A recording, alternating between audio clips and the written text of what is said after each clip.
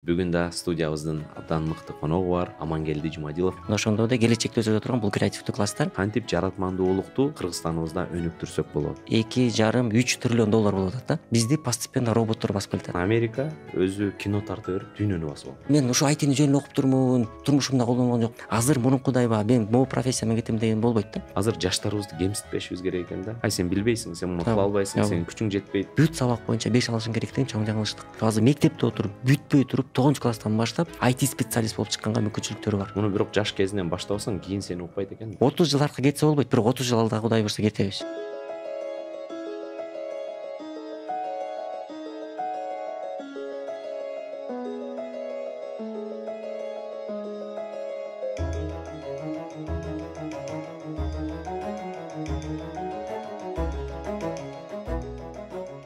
Саламатсыздарбы, урматтуу мекендештер, урматтуу көрүүчүлөр. Жаратман Кыргызстан аянтчасынын негизинде бүгүн Кыргызстан боюнча жалпы биздин областтарыбызда түрдүү локацияларда биз жаратмандуулук тууралуу сөз кылып атабыз. Бүгүн да студиябыздын абдан мыкты коногу бар. Буюрса аябай кызыктуу маек курабыз деген чоң үмүттөмүн. Салымбеков университетинин президенти, Аскар Салымбеков фондунун жетекчиси Амангелди Жумадилов мырза, саламатсызбы? Саламатсызбы? Кандайсыздар, жакшысыздарбы? Бүгүн чындыгында сонун бир иш-чараны алкагына чогулуп атабыз. Жаратмандардын фестивалю өтүп атат. Азыр баягы белгилүү бир китап жазылбады беле, азга таанылган Ричард Флоридан ошондо баягы креативный класс, булар баягы меняет будущее деп. Мына ошондо да келечекте өзгөрө турган бул креативдүү класстар азыркы учурда Кыргызстанда ушундай актуалдуулукта турат. Эми өзгөчө жаратман экономика, жаратман индустрия деген нерсе бул бизге окшогон мамлекеттерге чоң мүмкүнчүлүк берет да. Жанагындай чоң баягы производственный кластерлерди же производственный баягы комплекстерди курбай турган же болбосо чоң энергиясы, энергетикалык иштер болгон мамлекеттерге жаратман класска баягы упор коюш, акцент коюш. Мына мен ойлойм ошондой. Ошондуктан бүгүнкү жолугушуубуз мен ойлойм бизди көрүп жаткан аймактардагы жаштарга, аймактардагы биздин жарандарга кичине пайдасы тийсе жакшыраак болот болуш керек. Чындыгында бизде абдан таланттуу, креативдүү, күчтүү мекендештерибиз, жаштарыбыз абдан көп. Себеби муну биз интернеттен да көрүп атабыз. Ушул Баткенден чыккан болсун, Нарындан чыккан болсун.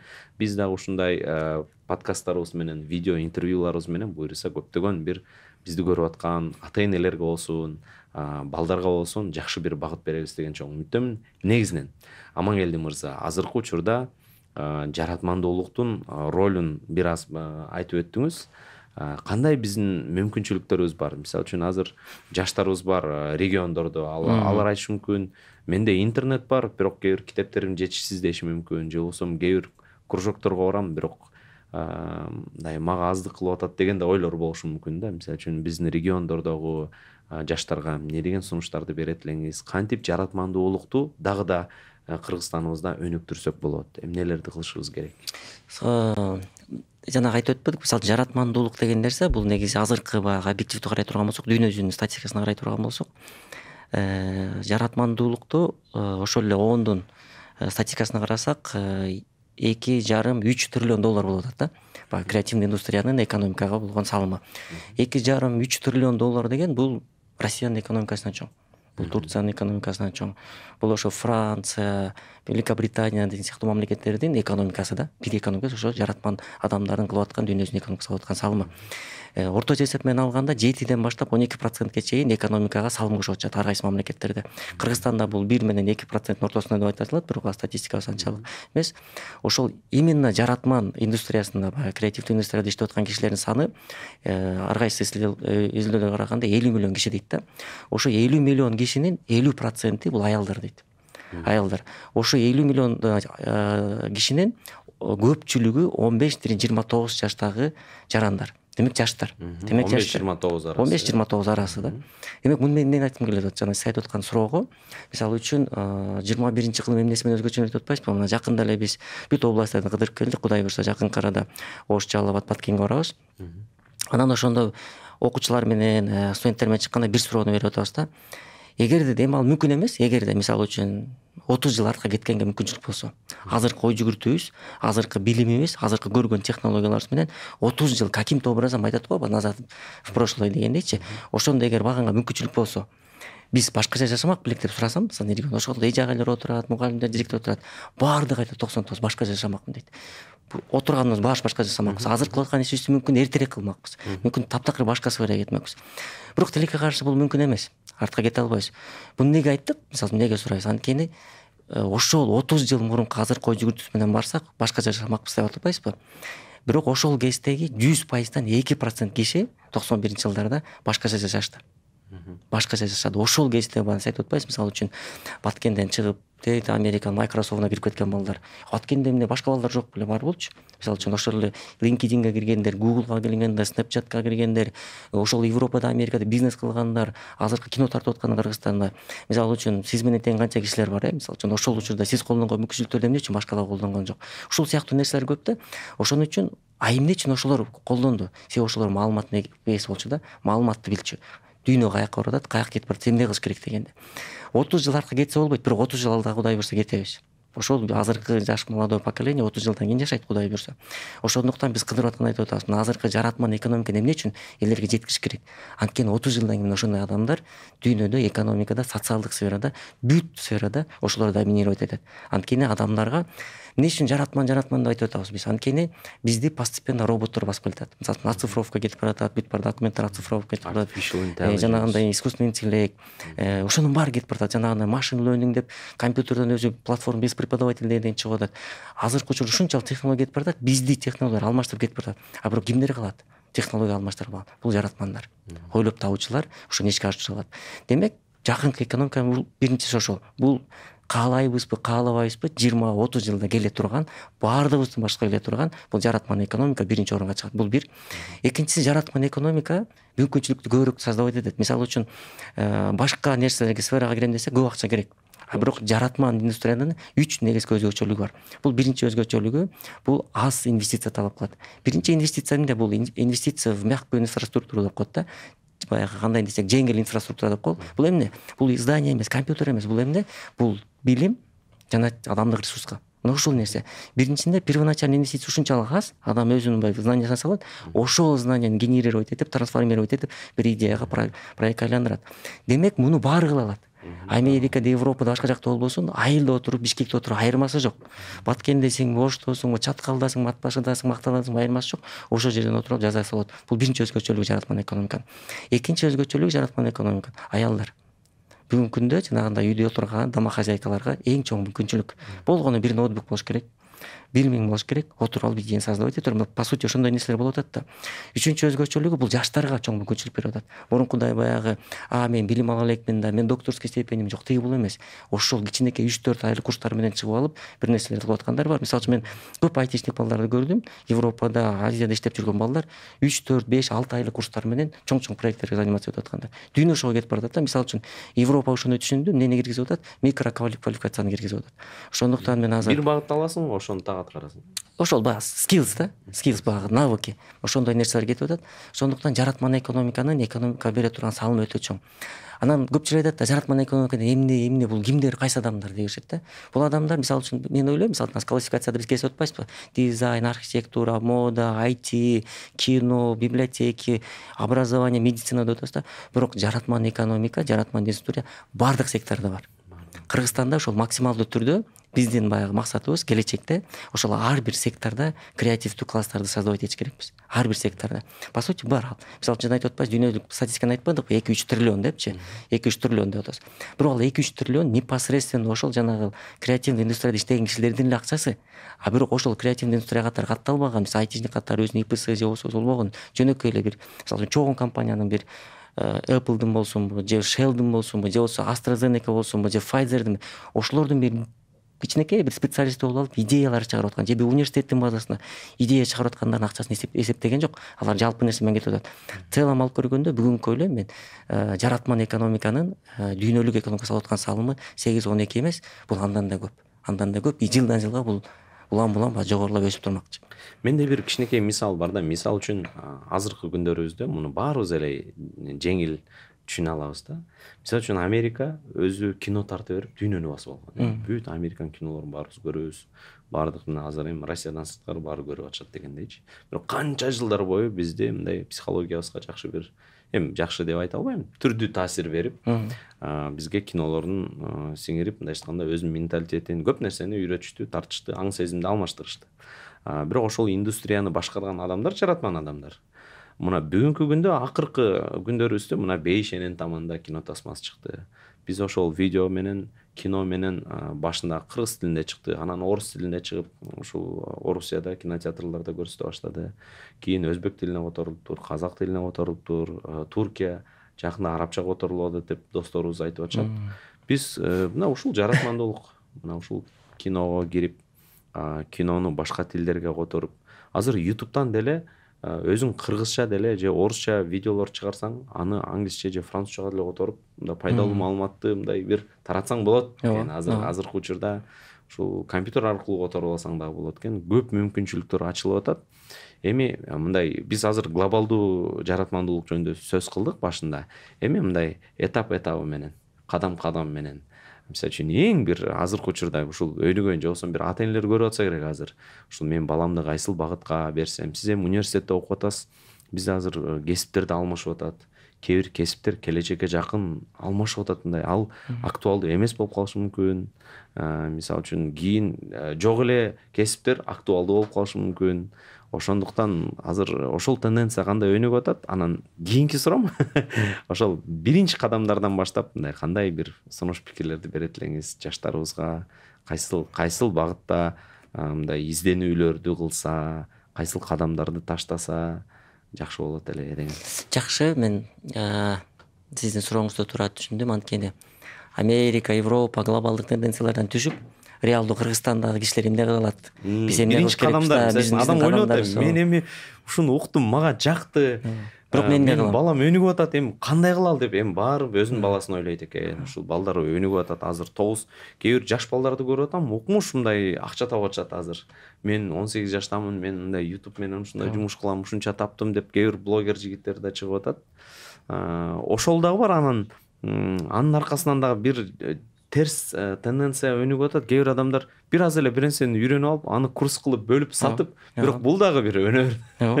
Муну да мындай билиш керек дегендейчи. Мисалы үчүн азыркы учурда бизде Кыргызстанда, мисалы примерлерди айтсак, көп эле компаниялар пайда болду. Ошол эле кинону айталы, мисалы үчүн биздин кино индустрия абдан жакшы кетти. Бейшенин баягы Бейш киносу эне таманында ал мисалы үчүн Казакстанга чыкты, Кыргызстанга чыкты, кассовый болду. Мисалы үчүн Кыргызстандын ушул именно креативный индустрияда конкуренция кылганга мүмкүнчүлүгү бар. Кыргызстан эмес, бүт дүйнөсүнүн баарыбыз тартуу условиясы бирдей да. Болгону эң жеңил нерсе, бир чоңдан баштайын. Биринчи бул экосистема деп коебуз го. Эң биринчи креативный индустрияда бул знание, билим. Мисалы айтып атпайбыз, кесиптер трансформация болуп атат. Ооба, кесиптер трансформация, кээ бирлер жоголуп атат. Анткени бул объективдүү баягы причиналар болот. Технология ошентип атат. Мисалы үчүн жакынкы арада IT менен медицина ортосундагы граница калган жок да. IT менен экономиканын ортосунда граница калган жок. IT менен башкасы, мисалы үчүн азыр финансист элестетип көрсөңүз, азыркы финансист, бүтүп аткан финансист. Мен цифровой наукам жок деп бүтсө, анын бир банкка, бир экономистке кереги барбы? Бир экономистке, бир предприятияга кереги жок. Анткени эмне болуп атат? Финансовый технология, финтех деп экөө кошулду. Мисалы үчүн IT, медик деп кошулду. Мисалы үчүн биомедицина, биология, медицина кошулду. Ушул сыяктуу секторлор кошулуп атат. Азыр мурункудай мен могу профессиямен кетем деген болбойт да. Ошондуктан келечекте конкурентоспособный болобуз десек, жаратмандардын классына кошолу десек, универсалдуу билимдер пайда болду азыр. Универсалдуу. Кайсы кесипти тандабап, бирок билишиң керек деген профессорлор пайда болду. Бул эмне? Да. Бул эмнеси эмне? Бул биринчиси цифровые науки. Жана айтып атпайсызбы, баягы санарип жөндөмдөр. Жана айтып өттүм, муну баягы мен баягы юрист болом, мага кереги жок деген болбой калды. Анткени IT наугын билбесе, сен эч ким востребован болбойсуң. Мен медикмин, мага нечим дегенде болбой калды. Экинчиси бул эмне? Баардыгыбызга керек боло турган нерсе бул ишкердик көндүмдөр. Айтып атпайм, мисалы Кыргызстанда мамлекеттик кызматта же башка нерселерде наука образование иштей турган адамдардын саны белгилүү, бул аз. Ашып кетсе 5%-на жетпейт да. А калгандарынын баардыгы өз турмушун өзү курат. Демек бул эмне? Ишкердик айтып атпайбы, жаратмандар болуш үчүн, бир нерсени чыгарыш үчүн билим жетишсиз. Мисалы үчүн биз дизайнерге билим бердик дейли. Мисалы дизайнер, жакшы дизайнер кылдык. Мисалы жакшы айтишник кылдык. Бирок анын ишкердик баягы жөндөмү болбосо, түшүнбөсө, сата албаса, ал эмне болот? Ал отурат, айтат да, мен ушу айтини жөн эле окуп турмун, турмушумда колдонгон жокмун дейт. Же дизайн айтат, мен ушуну жөн эле окуп турмун дейт. Ошондой кишилер толуп турат да, медиктери бар, билим берүүчү бар. Мисалы үчүн кээ бирлер бар, ошол ишкердик жөндөмдөрү күчтүү, анан ошол менен кетип калат да, анан тигинисин билимин улам кошуп алып кете берет. 21-кылымда биле турган бул эң актуалдуу нерсе бул маалымат сабаттуулугу болуп атат. Анткени 21-кылымда эмне көп, аябай обилие болгон, бул эмне, бул маалымат. Ушунча миллиарддаган маалыматтар жана алардын мээңди адаштырат. Ошолордун миллиарддаган маалыматтын жеткиликтүүлүгү. Эми эмне болот, бул жерде маалымат сабаттуулугунда эки нерсе бар. Биринчиден, сортировка кылганды билиш керекпиз. Анткени ушул биз үчүн же трагедияга айланат, же мүмкүнчүлүккө айланат. Бирөөлөр үчүн бул мүмкүнчүлүк, бирөө үчүн трагедия. Сортировка болбосо бул трагедия, сортировка кылганды билсең бул мүмкүнчүлүк. Экинчиси маалыматты иштетүү. Жөн эле маалыматты алдым, ушу начитанных очень много да Кыргызстанда. Прям начитанный баарын билет. А бирок ошону жашоодо колдоно алабызбы? Айтат го функциональная грамотность деп. Мына ошону колдоно алабызбы жашоодо? Мына ошол маалымат сабаттуулугу деген нерсе. Анткени учурда элементар жөнөкөй пример келтирейин. Канча грант чыгып атат. Мына Европага тапшыргыла, Америка, Южная Корея, Японияга тапшыргыла. Ошол маалыматты билбеген кишилер толтурат до сих пор. Колуна телефону туруп, киргенге мүмкүнчүлүгү туруп, Google сайттарын баарына карап мүмкүнчүлүгү туруп карабаган кишилер бар. Эмне үчүн гранттар сатылат Кыргызстанда? Европага, Америка гранттар сатып окутууну кетирип атпайбы? Мен грант саткандарды колдойм. Азамат ошол кетирип аткандарга. Эмне үчүн? Анткени ошону отуруп, көчүгүн креслодан көтөрүп, карабай албаган үчүн кишилер өздөрү маалымат иштей албаган үчүн анан тигилер маалымат иштеп берип, чайнап берип, анан за это услуга алып атышат. Бул деле креативный, мен ойлойм да. Мына креативный подход. Акча таап атат. Ооба, акча таап атат. Сен окубайсың го, значит сенин ордуңа мен жасап берем, анан сен өткөрөм дейт. А болбосо ошонун баардыгы жеткиликтүү да. Ошондуктан жөнөкөй нерседен баштай элсек, бул знание. Азыркы мына бизди көрүп аткан ата-энелер, окуучулар болсун, мугалимдер болсун, балдарды ошол нерсеге үйрөтүш керек. Эң биринчиси сен айтып аткан англис тили, экинчиси бул цифровые навыки, үчүнчүсү бул жана информационный навыки, анан төртүнчүсү албетте бул ошонун баардыгын комбинировать эткен бул эмне? Бул жанагы инсандык өнүгүү, мүнөз. Мүнөз жок, адам өнүгө албайт. Баягы билим менен мүнөз бирдей кетет го, куштун эки канатындай. Адамда билим болушу мүмкүн, кээде бир отличниктер ийгиликке жетпей калат. А ударник бар, бир карасаң эле гениальный чиновник, гениальный бизнесмен, гениальный общественный деятель болуп кетет. Карым-катнаш болуп, демек анда эмне? Анда мүнөз бар. Ошонун нерсенин баардыгын Европада, Азияда, өнүккөн мамлекеттерде өтө көңүл бурулат. Адамдардын баягы творческий мышлениясы, өз алдынча баягы ой жүгүртүүсү. Биздин билим берүү системасы ошого айырмаланат да. Мисалы үчүн Кыргызстанда билим берүү системасында биз указывать эткенге, бир стандарттар жазып, стандарт менен алып кеткенге көнгөнбүз да, элдерди ошого көндүрөбүз да. А Европада кандай окуп келгендерде, мисалы үчүн стандарттар жазсаң, сабактар аз. Көбүнчөсү самообучение, өзүнө ишенет да. Ошого көндүрүш керек балдарды. Анткени жетелемелердин келечекте 21-кылымда пайдасы аз. Алар жетелеме жумуштарды роботтор жасайт. Университет бүткөндөн кийин ал токтоп калат. Бүтөт ошо менен. Азыр чындыгында өзүн өнүктүрүү, адамдар менен ушул жаштарыбыздагы ушундай нерсени сиз абдан туура белгилеп өттүңүз. Адам менен адамдардын ортосуна мамиле түзгөндү, диалог түзгөндү, өзүнүн оюн, пикирин жакшы бир жеткиргенди, өздөштүрүүнү аябай үйрөтүшүбүз керек экен да балдарга. Мен дагы ата-энелерге, жаштарга ушуну мындай сунуштайт элем, ушуну үйрөнүүнү. Себеби көрүп атабыз, ушул 3-кө окуган деле бала, бирок адамдар менен мамиле түзгөндү билип алса эле, анын мындай иши жакшы кетип атат. Ал жашоодо орун таап кетип атат. Тескеринче жанагы жалаң 5-ке окугандар мындай ушинтип эле өзү менен өзү болуп эле элдер горе от ума. Мындай сүйлөшө албай, баарлаша албай, бирок бир мисалы үчүн бир задание берсең аткарып коюшат. Ошондуктан ишкердүүлүк, адамдар менен иш алып баруу, адамдар менен мамиле түзүүнү биз ушул кичинекей кезден бери башташыбыз керек. Бир нерсе белгилеп өткүм келип атат. Азыр жаштарыбызды кемситпешибиз керек экен да. Окуучуларыбызды. Ай сен билбейсиң, сен муну кыла албайсың, сенин күчүң жетпейт дебеш керек экен. Тескеринче бир дух берсек. Ай сен колуңан келет, сен ийгиликтүү болосуң. Буюрса ага ошол нерсени айта берсең, бир ай бою, жылдар бою үйдө, эшикте бүт жакта айта берсең, ал сезим, ал ишеним пайда болот экен. Ишеним да керек да адамга. Үмүт керек, ишеним керек. Ошол ишеними, үмүтү болгон, ата-энесин мындай мээримин алган, ошол мындай айтканда бир чындыгында күч алган адамдар мындай аябай катуу стреляют деп коет го. Ооба. Аябай катуу кетип атат. Буюрса ошол жакты да унутпашыбыз керек экен. Жаратман адам кимдер? Ошол ишенип, мындай мүмкүнчүлүгү аз болуп атса дагы буюрса ушул ишти алып кетем деп ишенген адамдар да туура. Ошо буюрса ошондой адамдарыбыз көп болсо. Мен сиздин айтып атканыңыздан биз былтыр Эмиль Билгазиев байке менен чогуу ачтык, Американский институт технологий деп биздин университеттин базасын ачтык. Эмиль байке өзү ноокаттан ошол айылда чоңоюп, анан Кызыл Кыяда бүтүп, Сибат лицейин бүтүп, анан кийин Манас университетинде бакалавриат алып, анан кийин Хьюстонго барып магистратурасын бүтүп, анан ошоктон искусственный интеллект боюнча PhD'син зачта кылып, анан 15-20 жыл жанагы Метада, Shell'де, Apple'да, Google'да иштеп, ведущий специалист болуп, жанагы айтып аткан Стэнфорд, MIT, Оксфорд сыяктуу университеттердин балдарын жумуш кылып атканда 2000ден ашык баланы интервью кылган киши да. Анан ошо сейт аткан жанагындай айтып атпайбы? Мен үчүн дейт, жанагы интервью алып 2000 кишини интервью алдым дейт да. Мага дейт ушул 4-5 этаптан турат дейт да. Биринчи 4 сааттан неме өтөт дейт, жанагындай атайын бар. Профессиясы боюнча, суроолор IT боюнча дейт. Акыркысы решающий бул soft skills боюнча, мүнөзү боюнча дейт. Анан ошол дейт күчтүү балдар бар дейт. Баарын чыгарып койгон, эсебин бүт баарын көрүп койгон дейт. Анан акырында 5-ти келгенде эчтеке айтып берет. Бирини десең айтпайт дейт да. Отура берет дейт спокойно. Анан мен айтам дейт. Муну кантип алабыз дейт. Бул келип социализация боло албайт да дейт. Коммуникативный навыки жок. Команда работа дегени жок. Анан бул кантип өзүн айтат? Эгер бир проект жасаса, муну дагы түшүндүрүп бере албайт да депчи, мисалы үчүн. Жарым-жартылай билген бар, проектин түшүндүрүп бере алат. Анан жана сиз айтып аткандай мүнөзү, өзүнө ишеними жогору да. Жана бар го, красотка на всю голову дегенде жана тартканда өзүнүн баягы сулуу көрүп алып турган ишеними эле ошо бойдон кеткенчи. Ишеним бул self confidence, бул өтө чоң неме да, мындай чоң рычаг. Ошол нерсени биз мен 100% кошулмакмын. Жанагындай подавлять этпей, наоборот көтөрүш керек экен да. Анан кээ бир учурда баягы математикадан 2 алып калды деп коет, ал гуманитарий. Анан математикадан 2 алса, аны трагедия кылып, сен эмне үчүн бүт сабак боюнча 5 деп. Мен ойлойм, бул чоң жаңылыштык. Бүт сабак боюнча 5 алышың керек деген чоң жаңылыштык. Анткени кээ бир бар университетте окуп аткан, кээ бир 3-үң достойный 3 болот. Кээ бир 4-үң достойный 4 болот. Ошол 4-тү сен 3-4 күн, 5 күн уктап айтып аласың. Бул достойный алган. А кээде 5-иң бул жөнөкөй алынган 5 болот. Ошондуктан биз балдарды да ата энеси айтты, эмне үчүн сен мындан 2 болуп калдың, эмне үчүн 4 болуп калдың, сени круглый отличник, бул жок, андай эмес. А мүмкүн анын кызыгы башка.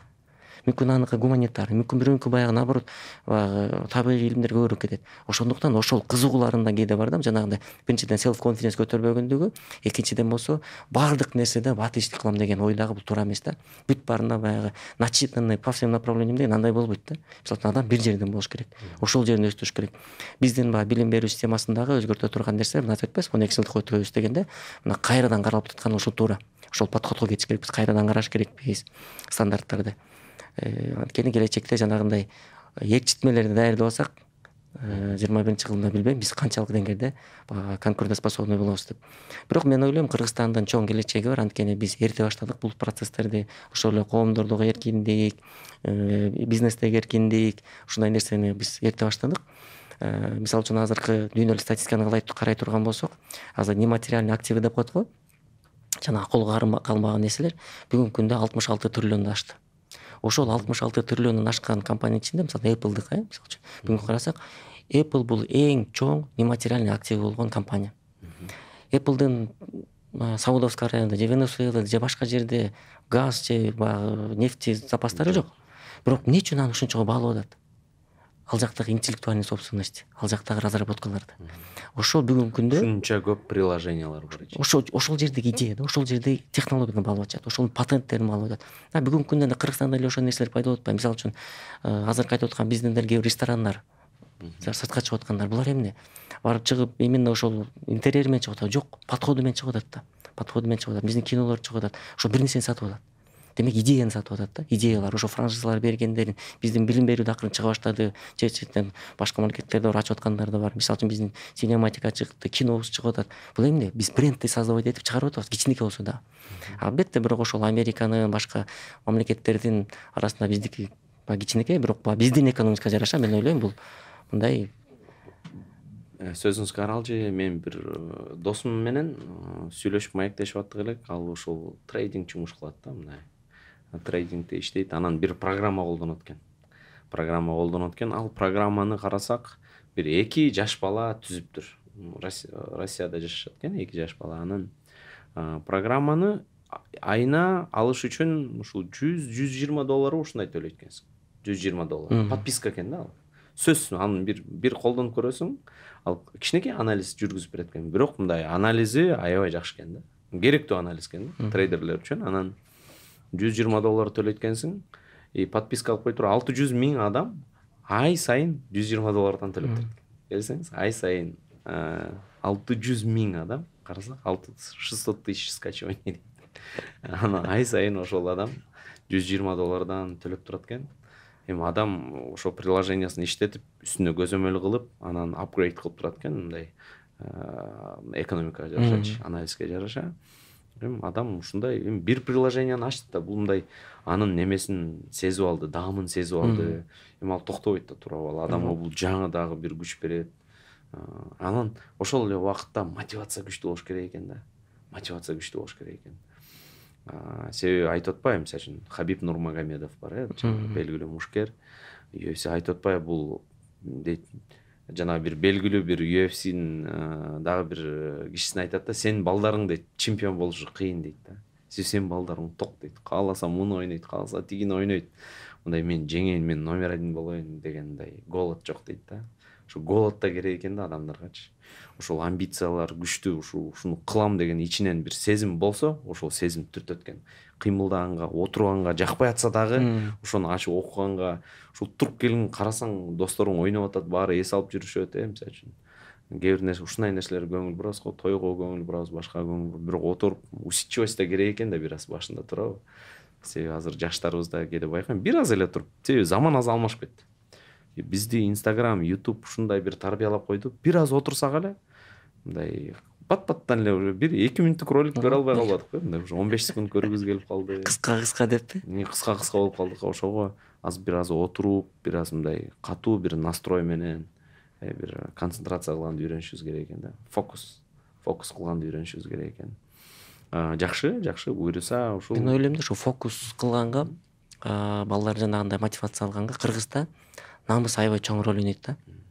Намыс, мисалы үчүн бизде Америкада мындай экен, тиги жактан тигиндей экен деген көп баягы бизге таасирин тийгизбейт да. Ал Америка деп коебуз.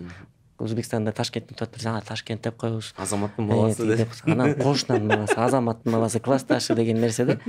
Ошондо бирөө чыкса болот да, мисалы үчүн бир кийин тиккен, сен үйүндө отурасың, үйдө тынч эле, анан эле бирөө эле швейный цехтын машинасын көтөрүп келип тиги баштады да. Тиги баштап эле тиги кошуна келин тиги эле чыгып баштаса, анан экинчиси мен эмне отурам дегендей да. Ошондой нерселер көп берет да. Мисалы үчүн ошо бир мектептен чыккан историялар. Анан ошол биринчи, экинчиси бул маалыматтын жеткиликсиздиги да. Мисалы үчүн кээ бир балдар бар, өзү төрөлгөндө жүрөгүндө бир моторчик болот да. Мындай неугомонный деп коет го, мындай өзүнчө эле бир нерсе кылам, тигиндей, мындай дегендей, ушундайлар болот да. Ошол балдарга көбүнчөсүнүн маалымат жетпейт өзгөчө региондордо.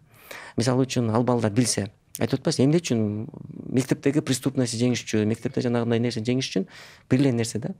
Альтернативаны көрсөтүш керек да. Маалымат көп болуш керек. Альтернатива каякта? Мисалы үчүн ошол эле Баткенден чыккан бир 2-3 айтешниктин историясы. Ошол энергияны башка жака жумушасың. Ошону берсе, мисалы үчүн мондай болду, мондай конкреттүү жештүү монча алды деп. Мисалы үчүн биз Эмил Белгазиев менен чыкканда башка нерсе көп көңүл бурбайт да, бирок зарплатасын айтса анан элдин баары отурат да. Мисалы үчүн башка нерсе кызыктырбайт. Мен ал тигиндей кылсаң, дейт, анан ушунча миллион айлык алат экен десе, анан метада 1 миллион болчу айлыгым десе, 1 миллион доллар десе, 1 жылдык десе, анан элдин баары тура калып баары ошондон баштап. Дейт экен. Ушундай да, мындай. Ошондой нерселер. Биз мисалы үчүн англис тили дегенде дайыма эми бизде оюбузга албетте университеттерден, Аутса сыяктуу университеттер келет да. Мен бирок мындай жашоодо ушул англис тили мугалимдеринин арасынан ушул биздин агайыбыз бар эле, Данияр агай. Ал киши болсо Арабаев университетин бүтүп бар да. Бирок англис тили ушунчалык сонун, ушунчалык мындай таза. Анан сабак берүү мындай методу да аябай күчтүү да. Анан башка кайсы Мемин деген университеттерде окуган кишилер бар экен, бирок андан тил жок алардачы. Мындай жөнөкөй мисал. Демек адам өзүн жетиштириптир, өзүнү өнүктүрүптүр. Ооба, мугалимдер, университеттер бир платформа, бир нерсе түзүп берди, дагы бирок адам андан сырткары өзүн өнүктүрүптүр да. Кошумча көп нерсе өздөштүрүптүр. Ошон үчүн эң мыкты болуп калды. Ооба. Биз аябай таң калганбыз да. Бизде мындай дароо эле жаңы агай келгенде, же агайлар алмашканда мындай баарыбыз кызыгып, каяктан чыктыңыз, каякта окудуңуз, эмне бар аркаңызда, бэкграундуңуз кандай деген бир кызыгуулар пайда болот. Анан сурасак, айтты эле, бирок балдар тоготпой бири-бирин карап күлүшүп. Бирок сабак өтүп баштаганда, 1-2 жума өткөндө ал адам мындай даражасын көрүп койдук да. Ошол. Азыр ошол мисалы үчүн 21-жылдын эң чоң мүмкүнчүлүктөр информациянын кенендиги, анан ошонун жана айтып жеткиликтүү болгону. Анан экинчиси бир чоң челлендж дейбизби, бизге болгон мындай чоң чакырыктары 21-жылында бул баягы университетти бүттүм, 4 жылдык билим алдым, эми ушу менен өмүр бою иштейм деген нерсе кетип атат азыр. Ушулдан нерсе кетип атат. Анткени жанагы lifelong learning деп атпайсызбы, өмүр бою окуу дегендейчи. Ар бир мисалы үчүн мурун инновационный цикл 50 жыл болсо, бир инновация 50 жылдын ичинде экономикага, социалдык сферага, саясий, маданий сферада өзгөрүүлөр болчу да. Жаңылануулар. Азыр 7 жылда болуп атат. 7 жылда болуп атат. Инновационный цикл 7 жылга түштү. Демек 7 жылдын ичинде эмне болду? 7 жылга түштү деген сөз өзгөрүү болду деген сөз. Демек менин кесибиме, мен бүткүчө менин кесибим өзгөрүү болуп кетти деген сөз. Бүткөнгө чейин потребительдин предпочтения өзгөрүп кетти деген сөз. Айтып атканым, өмүр бою окуганга даяр болуш керек адамдар. Мисалы 2018-жылы көрдүк, биз азыр мындай платформалар көп, LinkedIn, Coursera айтып атпайсызбы? Мисалы Кыргызстанда көп киши аракет кылды да, ушуну алып келип школа 42. Францияда барчы азыр Zero One деп Talent деп ачты, башкасын ачты, школа 21 деп Сбербанк ачты, Tumo деп Армения ачты. Мисалы үчүн мугалимсиз платформалар пайда болду. Ошол школа 42 акысыз окутат. Мугалимсиз платформа 2 жыл окутат. Анан алардын выпускниктери дүйнө жүзүндөгү эң алдыңкы искусственный интеллект, кибербезопасность жана программное обеспечение боюнча, интернет иши жана облачный технологиялар боюнча дүйнө жүзүндөгү эң алдыңкы специалисттер full stack developer болуп чыгат да. Толук full stack developer болуп чыгат. Анан ошол жерге бардык 2018-жылы. Таң калыштуу болду да, кантип мугалимсиз, кантип берет депчи. Анан кийин барсак сураганда бир нерсени айтты. Ошол жерге 4 жума экзамен бересиңер дейт. Поступить бекер да. Анан поступить 4 жума экзамен. Анан айттык, чоң эле университеттер бир жолу эссе жаздырып эле тиги SAT-син карап эле алып коет го, даже Америкада университеттер. А силер эмнеге 4 жумага экзамен деп ошол кызык болду да. Анан айтат, 4 жуманын ичинде дейт, күнүнө 10-11 сааттан бала бөлүш керек дейт убакыт компьютерге. Ошол учурда биз эмнени текшеребиз дейт? Эки эле нерсени текшеребиз дейт. Биринчиден, анын эркин отура алабы? Мотивациясы бар, жана сөйдөткөн мотивациясы бар, ошол бир ордуна 11 саат отура алабы, ошону карап иштей алабы.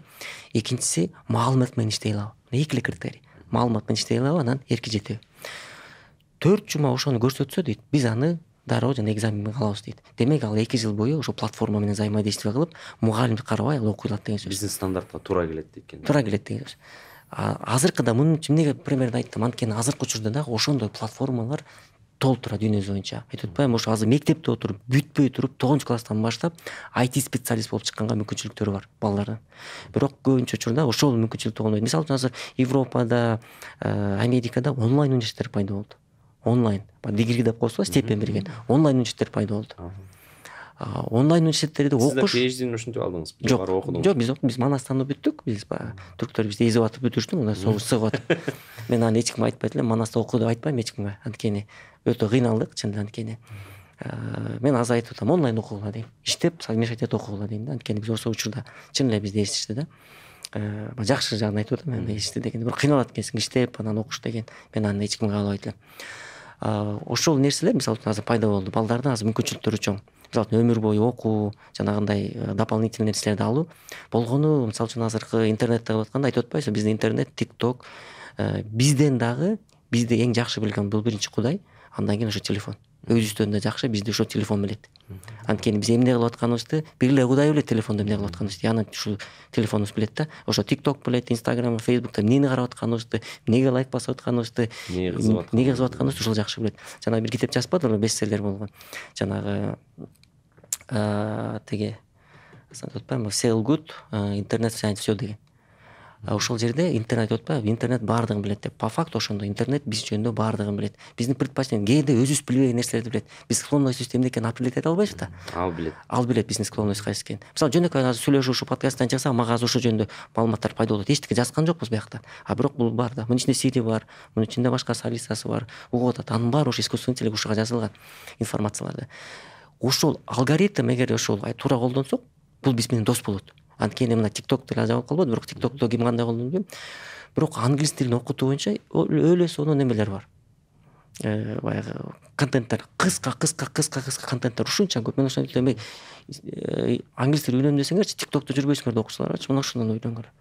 Ушундай сонун берет. Бирок биз эмнени карайбыз, ошол болуп атпайбы. Мисалы үчүн биз көбүрөөк баягы желтый прессаны карай турган болсок, ошол келет. Биз көбүрөөк ММА'ды карай турган болсок, ошол келет. Биз башка спорт барсак, спорт келет да. Ошондуктан мына ушу менен иштегенди билсек, мону досубуз болсо, биз азыр ошол айылда туруп, региондо туруп көп нерселерди кылсак болот. Мугалимдерге да жолукканда айттык, мисалы үчүн ошол айтып атпайбы, бизге качан повышение квалификация болот, тигил болот, андай мындай деген суроолор болот да. Анан чыкканда эми ошол колуңуздарда туруп атпайбы. Мисалы үчүн азыр Canva'сы бар, ChatGPT'си бар, башкасы бар, толтура цифровой технологиялар бар. Дүйнө жүзүндөгү эң алдыңкы мугалим болуп алганга мүмкүнчүлүк бар. министерство образования окутпаса дагы. Мен ойлойм ошо министерство образованиянын эң биринчи заданиясы деги эле Кыргызстан ошо жана сиз айтып аткандай self confidence калыптандырып, экинчиден ушул интернет менен иштеген үйрөтүп койсо эле калганын өздөрү алып кетишмек да ошол эки нерсени.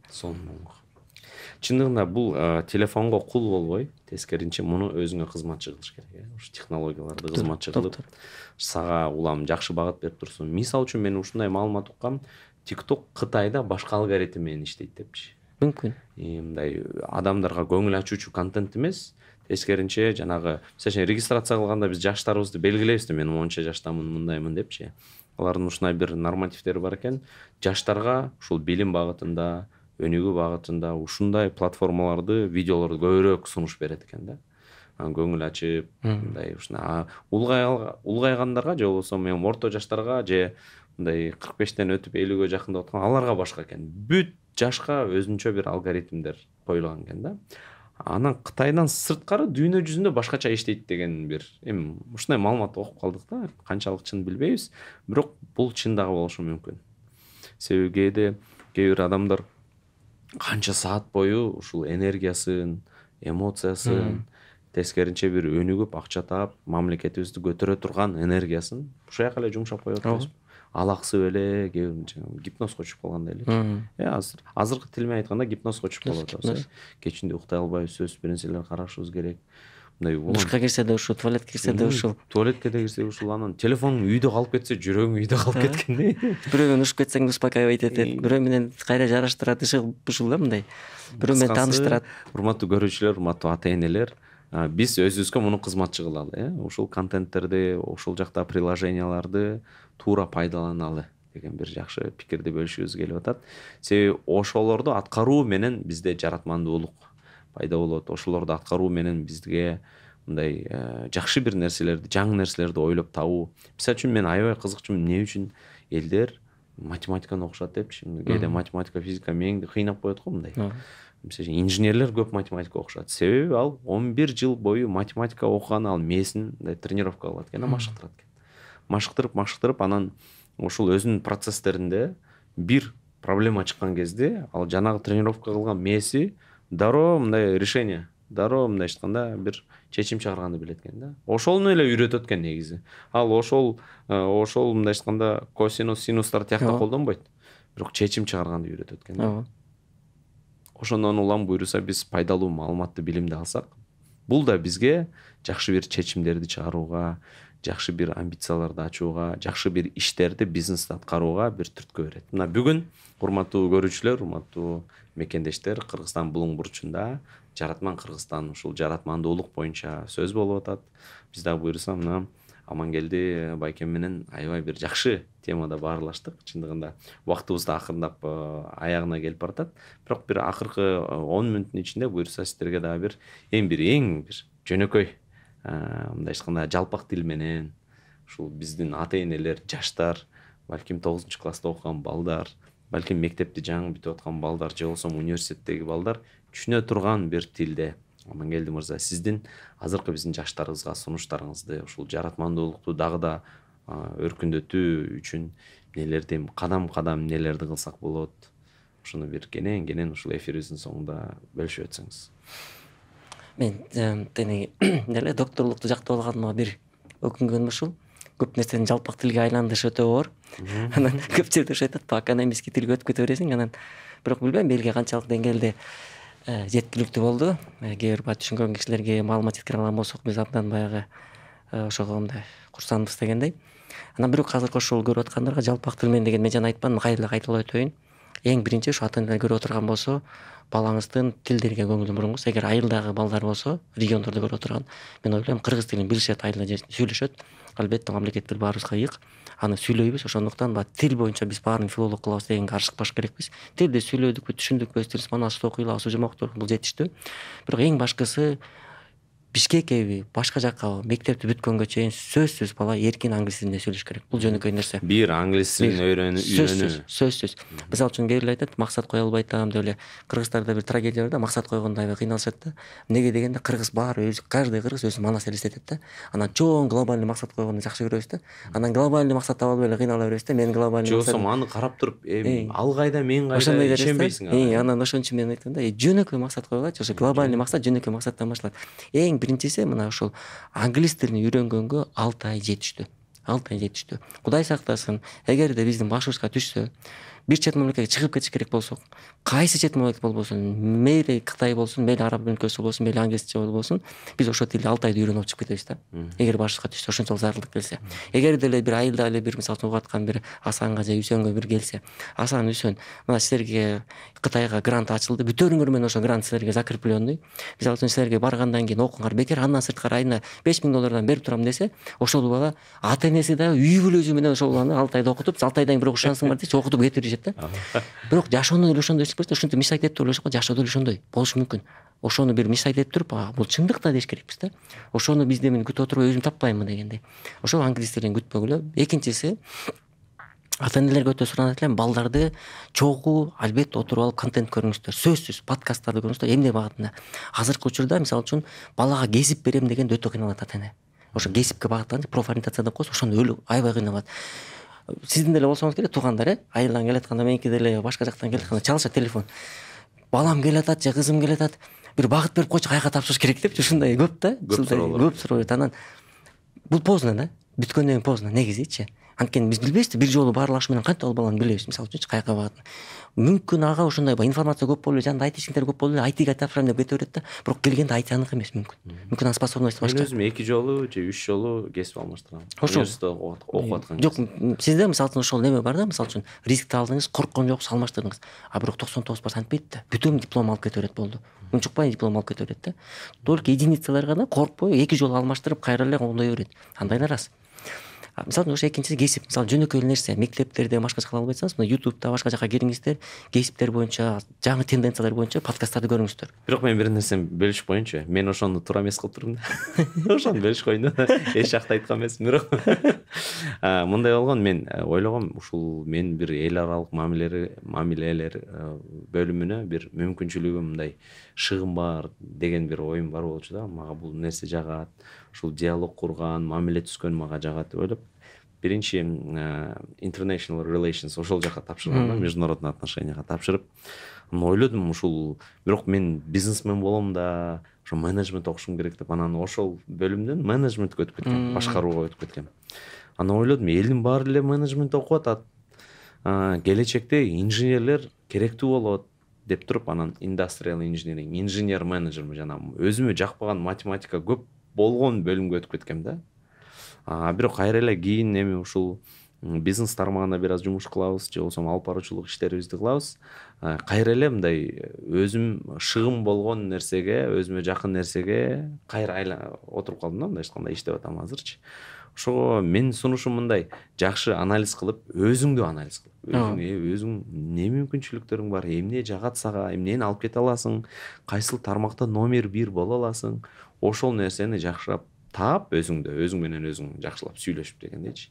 Анан ошол нерсени өнүктүрүшүбүз керек экен. Туптуура. Профессионалдуу түрдө. Туптуура. Мен ошон үчүн айтып атпаймын, мисалы бул жөнөкөй нерсеси, баягы инструмент деп атпайбыз, мен ошону кантип өзү анализдейбиз. Анализдеш үчүн эң биринчи бизге маалымат керек. Анткени баягы мен мисалы үчүн бир необитаемый островдо жашасам, ал жерде мисалы үчүн баягы жөнөкөй эле примитивный инструменти турда болсо, мен ошол мышление менен чоңойм да, ушул эле бар экен деп чоңойгондо эмне болом, мисалы үчүн же аңчы болом, же жер айдайм деп эле чоңойм да, башка көргөн жокмун, необитаемый башка нерсе жок да. А эгерде мен башка мегаполисте чоңойсом, мисалы Сан-Францискодо, Силиконовый долинадамын мисалы үчүн, көрүп атам, бул жакта дагы бирөө биотехнологиядан бирөө кетип атат, биякта айтеде кетип атат, бирөө финансадан кетип атат, көрүп атам. Менде башка маалымат. Демек мен ошол маалыматтарды алып баягы башкача ой жүгүртөм. Ошондуктан жана айтып атканым, биринчиси бул тил, ошо маалыматтарга доступ, бул тил берет, маалыматтарга доступ. Экинчиси жана айтып аткан профориентация. ошол мына ютубтан көрүңүздөр, отуруп алып кесиптерде кандай өзгөрүүлөр болуп атат, каяка кетип баратат, кандай требования болуп атат, ошону ата энелер 7 класстан баштап балдар менен чогулуп, жок дегенде 6-7ден баштап балдар менен көрсө, 9-класста бала уже профессияга ориентированный болот. Ошондо айтат, биринчи жыл айтат, биринчи айда бир айтисин боюнча көрсөңүздөр чогуу туруп, бала айтып баштайт, мен айтист болуп баштадым. Экинчи айда бир медицина боюнча жакшы технология көрүп, чипке мээге чип коюп атканын көрүп аткан болсо, жанагы ДНКны баягы уже жанагындай кылып манипуляция кылып аткандарын көрө турган болсо, айтат, ДНКны өзгөртүп аткан туруп, оказывается биздин ДНКны өзгөртүп койсо болот экен, кээ бир ооруларды алып салса болот туруп, мен анда биотехнолог медицинага кетем деп баштайт. Анан бир күнү карайт, бир финансист ачат, финтехнологияны ачып, тигиндей кылып, ортуруп, ушундай чоң ачылып аткан болсо айтат, финансист болом, мен банк ачам. Ушинтип баарын көрүш керек. Анан кийин ошону көргөндөн кийин анан постепенно баланы ошондой нерселерге баягы өзүнө шыгында баштайт. Мектепте жетишкенден кийин караш керек. Кайсы гуманитарийби же естественный көп кетип атабы. Үчүнчү көрө турган нерсе бул ошол жанагы кесиптер боюнча көргөндөн кийин обязательно бул жана эмелер боюнча көрүш керек. Функциональный грамотность деп атпайбызбы? Ошол эле жанагы мен көбүрөөк сунуштамакмын, ошол эле мисалы үчүн ар кайсы сферада болуп аткан өзгөрүүлөр. Кесип боюнча өзүнчө, андан сырткары мисалы үчүн химияда, биологияда, жашоодо кантип колдонулат деген нерселер өлө сонун видеолор бар. Мисалы үчүн химия жашообузда каягында бар, математика жашообузда ошол эле жана примерлер, инженерлер кантип жашап атат. Анан ошондо баягы балдарга кызыгуу пайда болот жанагы предметтерге. Анан акыркысы бул жанагы ата энелер чогуу отуруп алып, китептерди чогуу окуп, soft skills баланын мүнөзүн жана айтып ал жашаса болот үйдөн. Ошол балдарга мисалы эркиндик берип, жанагындай конок келсе Кыргызстандан эмес, сыртка чыгарып, анан сен шашпай кеткенде кел деген эмес, чогуу отуруп. Анан soft skills боюнча ушунчалык жеткиликтүү, мына азыр жанагындай критическое мышление, дизайн мышление, аналитическое мышление болсун, тайм менеджмент болсун, коммуникативный навыки болсун, эмоциональный интеллект, мына ушул нерселердин баардыгын чогуу отуруп көрсүн. Ал өзүнө да керек, ата энеге да керек, мугалимге да керек. Ошонун баардыгы интернетте бар да, муну эч ким мындай жазып кереги жок. Бир кошумча, биз ата эне катары дагы балдар менен монтип отура албайт экенбиз да. Отурбайт экенбиз. Баары убакыт отурса болот. Болгондо ошол мисалы үчүн кечинде баары эле үйдө эң занятоймун деген ата эненин деле 2-3 сааттык үйдө Жок, ошо ата энелерге айтып атам да, мисалы үчүн отуруш кыйын экен да. Ошону биз өзүбүз үйрөнүшүбүз керек экен. Ата эне катары отуруп, балаң менен сүйлөшүп, балаңды ачып, мындай диалог куруп. Муну бирок жаш кезинен баштабасаң, кийин сени укпайт экен да. Ошо жаш кезинде ошол диалог курганды, сүйлөшкөндү, пикир алмашканды, мындай достошконду үйрөнүп алыш керек экен да. Мен айтып аткандагыдай ошол айтат го, туура айтып атасыз. Баягы балага тарбия бербей өзүңдү тарбияла дейт го. Мисалы үчүн сен отурасың, китеп оку деп отурасың, бирок өзүң телефон чукулап, тиктокто отурасың да, ар кайсы фанды көрүп. Анан балаң болсо отурат, карап атат, ал деле ошону кылат да. Китеп мындай коюп, тагынан телефонун карайт да, туурабы, мисалы үчүн. Мен эксперимент кылып көрдүм да үйдөн. Мен кичинекей балам 4кө чыкканы калды. Эксперимент кылып көрдүм, кандай болот экен деп. Анан жана животный мир, анан күн кантип чыгып, кантип батат деп кызыга берет. Мисалы келип баратсаң, сурайт да, мисалы үчүн күн каякта дейт да. Анан күн жабылып калды, булут чыгып койсоң, кантип жабып салды, күн каякта бүгүн деп сурай берет да. Анан бир күн атайын үйгө алып келдим, анан ютубту койдум телевизордон, анан күн кантип чыгып, кантип бата турган, кайра булуттар кантип тосо турганын көрсөт. Анан ошону бир 5 күн койдуртту. 5 күн койдуртту да. Болсо мультик эле көрөчү, мультик эле көрчү. Мен деле сен айткандай убакыт жок, анан сен мультик көрүп атат. Мен өзүм ишимди бүтүп атам, жыргап отурчумун да. Анан кийин постоянно айтат, келип жанаганы коюп берет. Анан животный мирде тюлень, жанагындай баягы арктический медведьтер ошолорду көргөндө анан кызыга баштады. Анан жанагындай баягы жашоого барган жана баягы немелерге чыгып жана өзүнчө лайфхактар чыгат го, жанагындай бир токойго калып калышып, бир нерсе кылышып деген нерселер, ошолорду баягы выживанияга эмне жазып атат, кантип кайсы технология колдонот. 4 жаштагы бала көрсө көрөт экен ошондойлорду. Мен ойлогом да азыр биткенден кийин отуртат болуш керек деп. Жок, көрөт экен. Мен ошол эксперименттен өзүм көрдүм. Демек көрөт экен. Болгондо ошол баягы өзүбүзгө баягы воланы эрктүү кылып, анан балабыз менен отурган, ошо жок дегенде бир күнгө 1 сааттык убакыт табыш керек. Мына ошондой нерселер көрөт экен. Бир эксперимент кылып көрдүк. Келинчегим экөөбүз кечинде балдар телефон дейт, экөөнө телефон бердик. Анан кроватька отуруп алып туруп эле китеп окуп баштадык. Экөөбүз. Телефонду тыштадык экөөбүздүкүн. 4-өөсүнүн телефон болчу да. 4-өөсүнүн телефон, экөөбүздүкүн тыштадык. Кичүүсү 4тө, улуусу? Кичүүсү жок, улуусу 4тө, кичүүсү 1-де, 1,5 да. Кыз эркек. Анан кийин китеп окуп баштады. Ошо 1,5 жашар кыз эми азыр көнүп калып, кечинде жатарда сөзсүз китепти кармайт. Окубайт. Жөн эле бир нерсени тура берет, монтип берет да. Анан көрсөңүз ошол мындай кичинекей кезде жана калыптандырган жөнөкөй примерлер менен кылса болот экен да. Анан биз ошолорду кыла албайбыз. Анан кийинде дагы бир нерсе бар. Демек чоң ийгилик жөнөкөйлүктө. Анан мисалы үчүн кийинде жана акчадан да аябай тартынабыз да. Мисалы үчүн биз тойлорго акча беребиз кошумчага. Ал свитой да, Кыргызстанда кошумча акча бериш керек. Свитой да, бул бербей койсоң элден чыктың дегендей да. Мисалы үчүн телефон жакшы алып коюш керекпиз да, керек болсо да, мындай жакшы телефон алып коюш керекпиз. Ушундай нерселер бар да, көп нерселер мындай жөн эле элге көрсөтсөм деп элек дегендей. А бирок балага акча берип атканда, китеп алып атканда мындай кейбирде мындай кымбат болуп калды, тигиндей болуп калды. Мына арзаныраак жок беле деп. айтып атсам, мисалы балага деле саплата китеп киришип калды десе көтөрүлбөдүкпү? Жок, болбойт депчи. Бирок бир нерсени билиш керекпиз да, балага салынган $1 келечекте $10.000 алып келет. Ошол баланын келечегин алат да. Ошондуктан балдарга берип аткан акчаны башкасы калса дагы ошондо эч кейбеш керек да. Ошону акыркы акчаң болсо да, мен ошол көргөн бир жакшы пример бар. Технический эже бизде ошол пол жууп жүрдү. Ошол эже $7.000 төлөп кызын окутту. $7.000 пол жууп жүр эже окутту. Ошону көрүп мен ошону тааныштар мына өмүр бою стройкада жүрүп, сварка кармап жүрүп баласын частный мектепте окутту. Ошондой неме да, мындай кыргыздарда бар, бизге жакшы нерсебиз бар, балдар билимге умтулсун деп. А бирок кээде баягы бир мына азыркы министр доктор Шашаевдан бир пример кылып, бир анализ кылышыптыр. Ошо региондорду кыдырышыптыр. Ошол аябай жакты. Эсептеп көрүшүптүр да, ата-энелер чогуу отуруш эсептейт. Бир жылда үйүнүн расходу канча эсептешет. Ошол расходдун ичинде билимге канча деп эсептешет. Ишенесизби? Ошо билимге 5% ашпайт экен расход. Калган нерселерге расходдор бар, чоң расходдор кошумча келген, кудага барган, куда тоскон. Анан бала чоңойгонго чейин расходдорун карап көрсөкчү, биз баланын той берген акчаны жумуп аябай көп топтойбуз. Кызымды узатышым керек, анан кызыма немесин кылыш керекпиз, 2 той беришим керек деп. Жок, ага чейинкисин кыл. Той бербей койсоң эчтеке эмес. Ошол бала түшүнөт. Мен мына той индустрияда иштейм, айтайын, эчтеке болбойт. Бирок мына ошол жок, колуңан келсе берип кой. А бирок неге айтам да, эсе альтернатива болсо, бирок ошо билимине сал да. Билимине сал. Албетте. Ошондой нерселер мен акырын айта турган ошол нерселер, анан албетте баягы калганы аракет бизден болсо, береке сөз. Айтайын деген пикирим ушул, эми той берсең албетте жакшы, ушул бата алуу, бирок мындай сөз эле кылышым керек. Ага чейинки нерсе, мисалы үй бүлөлүк башка маанилүү нерселерге акча каражатыңды, фокусуңду жумшасаң дагы да жакшыраак. Өзүң өнүгүшүңө, мындай мамлекетке дегендейчи. Ошол убактыбыз дагы болуп калыптыр. Амангелди Жумадилов мырза, бул Салымбеков университетинин президенти, Аскар Салымбековдун жетекчиси бүгүн биз менен маекте болду. Буюрса ар бир жараныбыз, ар бир мекендешибиз өссүн, өнүксүн. Жанагы адам өнүксө, өлкөбүз өнүгөт сөзсүз түрдө. Албетте биз бири-бирибизге мындай бир өнүгүү менен канчалык мыкты экенибизди мындай бири-бирибизге көрсөтүп, ушинтип бири-бирибизге эле бир шык бере берсек, бири-бирибизге мотивация болсок, буюрса бир чоң ийгиликтерибизге жетебиз. Кудай таалам күч кубат берсин, береке берсин. Ар бириңиздерге тынччылык, аманчылык тилейбиз. Ушуну менен буюрса акырындап жыйынтыктайбыз.